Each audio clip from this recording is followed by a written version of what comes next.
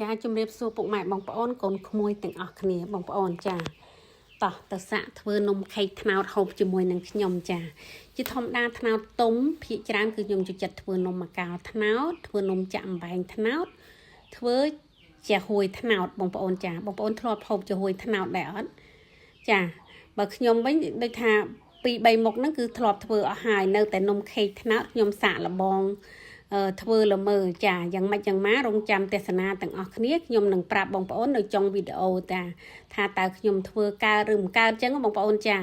ហើយបើកើតឬមិនកើតអីសូមបងប្អូនទាំងអស់គ្នាខន្តីអភ័យទោសចាពីព្រោះវីដេអូនេះ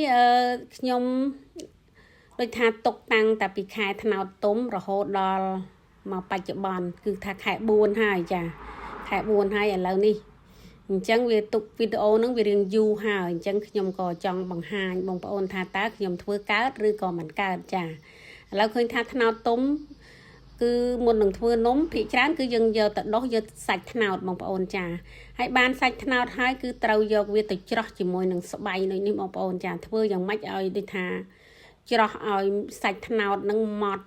ល្អកុំឲ្យមានសម្រាមឬក៏តិចទីអីបងប្អូនចាធម្មតាពេលដែលយើងដុសទៅគ្រាប់ត្នោតវាតែងតែមានសាញវាបងប្អូនចាអញ្ចឹងយើងច្រោះវាឲ្យស្អាតទៅមុននឹងយើងយកទៅធ្វើចានេះជាម្សៅខ្ញុំកាន់ហ្នឹងប្រហែលជា2កំប៉ុងបងប្អូន2កំប៉ុងកហ្នឹងខ្ញុំកាន់ជាមួយត្បាល់ថ្មហើយខ្ញុំច្រោះវាហើយនឹងសាច់ត្នោតដែលខ្ញុំដុសហើយនេះស្ករអំពៅពងទាហើយនឹង baking powder ម្សៅ baking powder បងប្អូនចាហើយបើបងប្អូនចង់ធ្វើបងប្អូនអាចប្រើម្សៅខ្សាយដូចថាស្ងួតក៏បានដែរប៉ុន្តែខ្ញុំចង់សាកល្បងខ្ញុំកាន់ត្បាល់ថ្មនេះអង្គ2កំប៉ុងជាងស្មើនឹងកន្លះគីឡូអង្គបងប្អូនចាអង្គស្ងួតចាឥឡូវខ្ញុំចាក់ម្សៅហើយខ្ញុំចាក់សាច់ត្នោតចូលត្នោត 3-4 ហ្នឹងខ្ញុំដុសខ្ញុំដាក់ទាំងអស់តែម្ដងបងប្អូនហើយខ្ញុំដាក់ស្ករសប្រហែលជាមួយកែវពងទា2គ្រាប់ចាខ្ញុំសាក់លបងធ្វើល្មើថាតើខេកត្នោតនឹងអាចហូបបានអត់នេះជាម្សៅ baking powder ចាខ្ញុំថែម1ស្លាបព្រាធំអញ្ចឹងបងប្អូនរួចហើយខ្ញុំក៏កូរច្បល់ជាមួយនឹងម្សៅខ្សាយជាមួយនឹងស្ករពងទាចាច្បល់វាហើយយើងទុកបានណាបងប្អូនចាធ្វើមិនឲ្យលបាយនឹងឲ្យសព្វសិនចាជាធម្មតាម្ដាយខ្ញុំគាត់ចូលចិត្តនំចាក់អំបែងត្នោតហើយខ្ញុំប្រាប់ថាចាំមើលខ្ញុំធ្វើនំខេកសាកឲ្យម៉ែពិសាមើលតើម៉ែដូចថាចូលចិត្តឬអត់អញ្ចឹងបងប្អូនចាហើយខ្ញុំធ្វើកើតឬក៏អត់ចាឥឡូវខ្ញុំទុកវារៀងឡើងបន្តិចហើយខ្ញុំក៏យកខ្ទិះដូងហ្នឹងប្រហែលជាមួយកែវធំបងប្អូនចាយកមកលាយជាមួយនឹងម្សៅដែលខ្ញុំលាយមាន